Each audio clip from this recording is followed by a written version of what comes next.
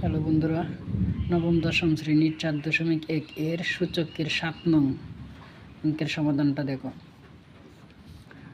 তো এখানে হচ্ছে প্রথমে ডাকটা বলে দিচ্ছি, 2 power n plus 4 minus 4 into 2 power n plus 1 by 2 power n plus 2 ভাগ 2।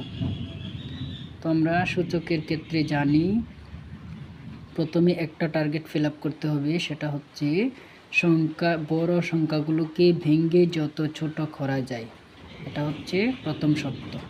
তো এখানে দেখো প্রথমে আছে 2, এই 2কে ভাঙার কোনো সিস্টেম নেই, তাহলে 2 power n plus 4 same to same লিখে নিলাম। তারপর দেখো আবার মাইনাস এর মাইনাস, তারপর এখানে হচ্ছে 4, এই 4কে আমরা ভেঙে দিব 2 স্কোয়ার, 2 দুগুণে 4, আর কোনো ভাঙার পদ্ধতি নেই। তারপর হচ্ছে 2 power n plus 1 same to same লিখে নিলাম। তো আশা করি বুঝতে পেরেছ। তারপরে নিচের লাইনে দেখো 2 পাওয়ার n প্লাস 2 যা আছে তাই, কারণ এটাকেও ভাঙা যাবে না, ভাগের ভাগ। তারপর হচ্ছে এখানে শুধু 2, আর এটাকে আমরা 2 পাওয়ার 1 দিয়ে দিলাম। কেন দিলাম দেখো, তো সবগুলোর সাথেই পাওয়ার আছে, শুধু এই 2 এর সাথে পাওয়ার নেই। তো সেক্ষেত্রে 2 এর পাওয়ার মনে মনে আমরা জানি সবসময় কোনো পাওয়ার না থাকলেও এক পাওয়ার থাকে, সেই এক পাওয়ারটা দিয়ে নিলাম বোঝার সুবিধার্থে, না দিলেও চলবে। তার পরবর্তী লাইন দেখো 2 power n plus 4 same to same লিখে নিলাম, মাইনাস এর মাইনাস। তারপরে এখানে দেখো বেসে বেসে মিল আছে, এটা হচ্ছে 2 ইন্টু আরও একটা 2, বেসে বেসে মিল, যেহেতু বেসে বেসে মিল আছে সম্পর্ক ইন্টু। তো আমরা এটাও জানি যে যদি বেসে বেসে মিল থাকে তাহলে পাওয়ারে পাওয়ারে গুণ থাকলে যোগ হয়, ভাগ থাকলে বিয়োগ হয়। তো এখানে বেসে বেসে গুণ সম্পর্ক, তাহলে অবশ্যই পাওয়ারে পাওয়ারে যোগ হবে।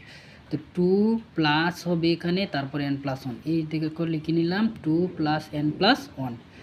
তারপর হচ্ছে নিচের ক্যালকুলেশন 2 পাওয়ার n প্লাস 2 ভাগ 2 পাওয়ার 1। তো এখানেও বেসে বেসে মিল আছে, এটাও 2 এটাও 2, তাহলে একটা 2 লিখে নিব। তারপর এখানে যেহেতু ভাগ সম্পর্ক তাহলে বিয়োগ দিয়ে দিব পাওয়ারে পাওয়ারে, তো n প্লাস 2 মাইনাস 1 দিয়ে দিব, এই যে n প্লাস 2 মাইনাস 1 দিয়ে নিলাম। আশা করি বুঝতে পেরেছ। তারপর দেখো পরবর্তী লাইনে 2 power n plus 4 same to same, minus এর মাইনাস, তারপর 2 এর 2, তারপর হচ্ছে এখানে দেখো n এর আগে প্রথমে প্লাস আছে, nটা আমরা লিখে নিলাম, আর প্লাস চিহ্ন দিতে হয় না প্রথম ধাপে। তারপরে প্লাসের এই কার্ডে মনে মনে প্লাস চিহ্ন আছে, তো প্লাসের 2টো, প্লাসের একটা, প্লাসের হয়ে গেল 3টা। আবার বলি অংশটা দেখো, n এর আগে প্রথমে প্লাস আছে, তো প্রথমে প্লাস চিহ্ন দিতে হয় না। তারপর হচ্ছে এখানে 2 এর আগে মনে মনে প্লাস আছে, আর এখানে হচ্ছে 1 এর আগে প্লাস আছে, প্লাসের 2টো, প্লাসের একটা, হলো 3টা প্লাসের। তারপর নিচের ক্যালকুলেশনে দেখো 2 পাওয়ার n প্লাস 2 মাইনাস 1, এখানে প্লাসের 2টো থেকে মাইনাসের একটা চলে গেলে প্লাসের আর একটা থাকবে, এই দেখো 2 পাওয়ার n প্লাস 1 আমরা লিখে নিলাম। তারপর আবার দেখো পরবর্তী লাইনে এখন আমরা কি করব, এখানে যেহেতু মাইনাস চিহ্ন আছে তো সেটাকে একটা সিস্টেমে ভাঙতে হবে। এই 2 পাওয়ার n প্লাস 4 আর এটা হচ্ছে 2 পাওয়ার n প্লাস 3, এই দুটো অংশকে আমরা ভেঙে ভেঙে লিখব, আর নিচেরটা অংশটাকেও ভেঙে লিখতে হবে, তাহলে আমরা কাঙ্ক্ষিত ফলাফল পেয়ে যাব। তো 2 পাওয়ার n, এখানে যেহেতু প্লাস আছে এটাকে লিখে নেব ইন্টু 2 পাওয়ার 4, এই যে দেখো 2 পাওয়ার n ইন্টু 2 পাওয়ার 4, মাইনাসের মাইনাস, তারপর এটাকে ওইভাবে ভেঙে লিখব 2 পাওয়ার n ইন্টু 2 পাওয়ার 3। ইন্টু কেন দিলাম, যেহেতু পাওয়ারে পাওয়ারে প্লাস আছে তাহলে বুঝে নিতে হবে ইন্টু দিতে হবে, কারণ আমরা জানি যোগ থাকলে গুণ হয়, গুণ থাকলে যোগ হয়, ভাগ থাকলে বিয়োগ হয়, বিয়োগ থাকলে ভাগ হয়, এই কথাটা মনে রাখবে অবশ্যই।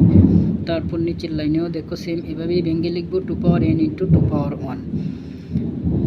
তো আশা করি বুঝতে পেরেছ। আবার দেখো পরবর্তী লাইনে এখানে 2 পাওয়ার n আছে আর এখানে 2 পাওয়ার n আছে, তো 2 পাওয়ার nটা আমরা কমন নিয়ে নিলাম।